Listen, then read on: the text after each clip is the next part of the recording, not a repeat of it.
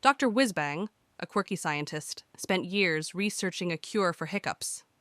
His lab was filled with odd gadgets and bubbling beakers. One day he announced, "Eureka! I've done it!" His assistant, Tim, asked, "What is it, Doc?" Dr. Whizbang grinned. "A pill that stops hiccups instantly." Tim, skeptical, replied, "How does it work?" The doctor chuckled. "Simple. It scares the hiccups away." Tim laughed. "How?" Dr. Whizbang handed him a pill. "Take it and wait for the surprise."